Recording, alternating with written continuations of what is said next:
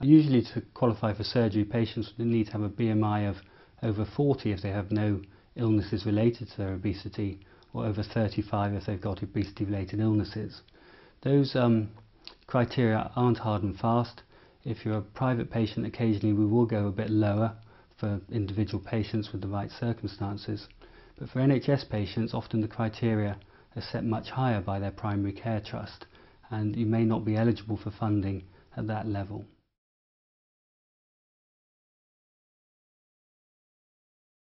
The choice between having a gastric band or a gastric bypass depends more upon your eating habits than your absolute weight. For instance, those people who eat just too much at meal times might be more suited to a band, whereas those who tend to pick and snack during the day and perhaps enjoy sweets would be more suited towards a bypass.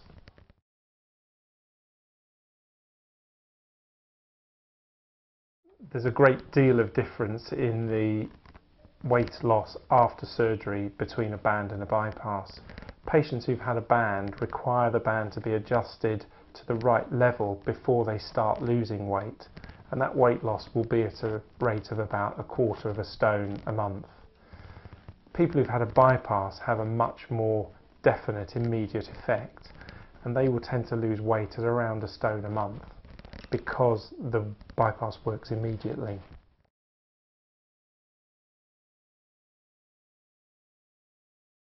I think in terms of the two types of surgery, it's not about one being better than the other, it's about the one which is right for the patient. And there's no doubt that for individual patients you have to get the right operation to get a good result, and that takes surgeon input, dietitian input and patient input.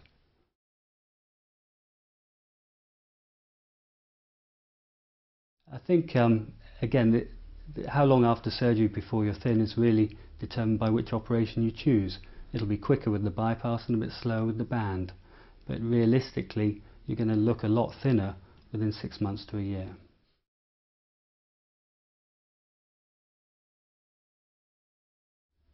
As surgeons, our main job is to preserve health and to improve quality of life, and foremost in our minds is reducing the risks of surgery.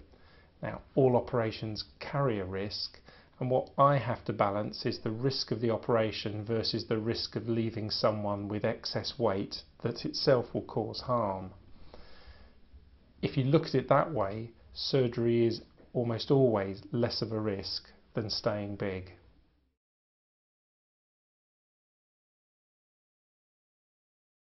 Before surgery, we advise patients on a number of things they can do to reduce the risks of the operation, such as stopping smoking, going on a diet to prepare the body and make the surgery easier, and also to maintain as much fitness as possible by walking, making sure you try and do the stairs, that kind of thing. And that can significantly improve the chances of getting through surgery without any problems.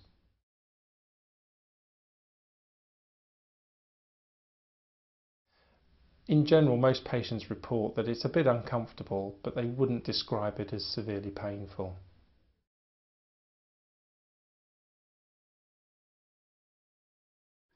The time that an operation takes really is determined by lots of different patient factors, and it really takes as long as it's going to take to do it safely. But on average, a band would take about an hour, and a bypass would take 1.5 to 2.5 hours. That sort of length of time in theatres.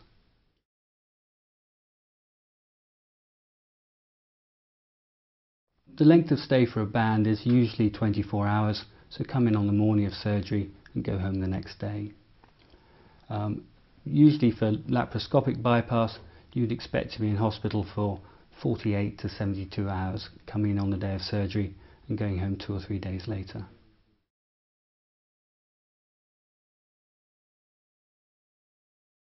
After surgery, most people experience a bit of discomfort in the upper stomach.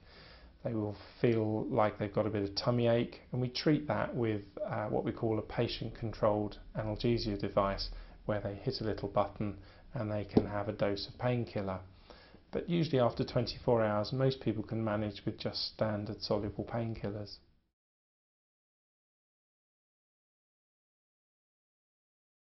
For keyhole surgery, there are usually between 4 and 6 scars about ½ an inch across, dotted around the upper tummy. For open surgery for bypasses, there's a scar about 4 to 6 inches long between the bottom of the breastbone and the tummy button. Those scars most people would accept as being reasonable and not very obtrusive.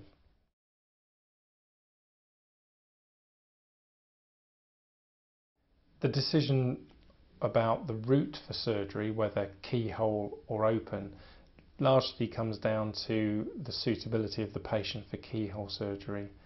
When we do a keyhole operation, we rely on very fine instruments being inserted through tubes through the tummy wall, and certain builds of patients, like very muscular patients or patients who've got all their weight on their tummy, can be very difficult to manoeuvre the instruments to do the operation safely. And since safety is our #1 priority, sometimes it is just better to do it with an open cut.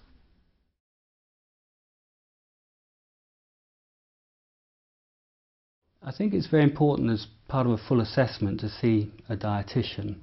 It's really only often when patients work with a dietitian they realise exactly what they're eating, and the diet is very important in making a decision between band or bypass. If it turns out that the patient does eat a lot of sweets, chocolate, crisps, things like that, then they may do badly with a band and they may be better advised to have a bypass.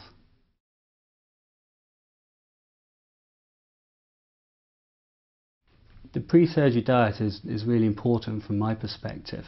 It's basically an ultra low calorie diet really aimed at shrinking your liver, and where we're operating really lies right behind the liver, so anything you can do to make your liver smaller makes the surgery much more straightforward for us and potentially safer for you.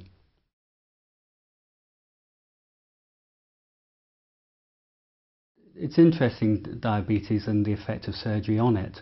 There's no doubt that it can be cured with both forms of surgery, although overall bypass surgery is more reliable in terms of curing diabetes, and often that cure is independent of weight loss. So from the moment you've done a bypass, you may make a patient non-diabetic, and that happens in about 50% to 2/3 of cases.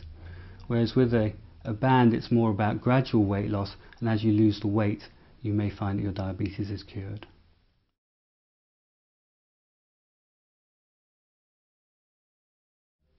The length of time that a patient needs off work is determined a little bit by themselves and by the type of surgery.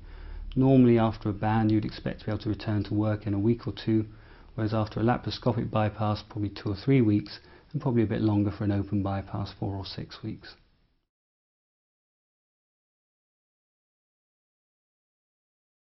Patients with a gastric bypass should take vitamin tablets after surgery. That's because the stomach is no longer the transit route for food, and so certain vitamins that are only absorbed in the stomach will no longer be absorbed properly.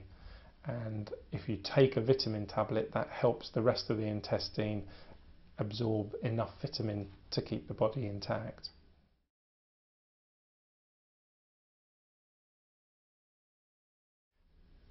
If people lose a lot of weight, whether it's by surgery or by dieting, you can develop gallstones which require further treatment. So we're quite aware that weight loss surgery is a cause of gallstones. Now if someone has gallstones at the time that we're doing the weight loss surgery, we will probably take the gallbladder out, as long as it doesn't make the op too complicated. If someone doesn't have gallstones, we will sometimes take the gallbladder out, but that depends on whether it would make the operation more difficult or not, and it's something we would discuss individually.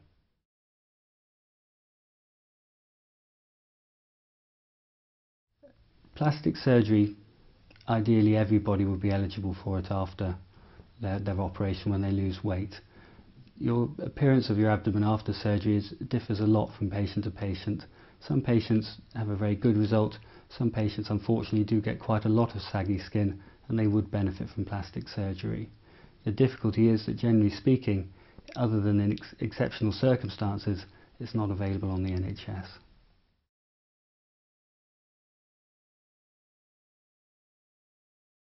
Following successful weight loss, some people can experience thinning of the hair due to that rapid weight loss, and it's commonly seen after pregnancy, but it can happen after bariatric surgery, and it occurs usually between 3 and 6 months after the operation.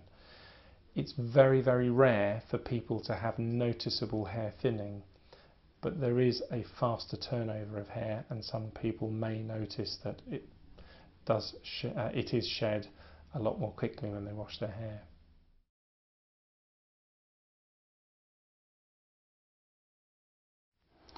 I think it's very difficult to say that there's a normal rate of weight loss. It varies very much from patient to patient depending on their metabolism and their activity levels and the type of surgery they've had.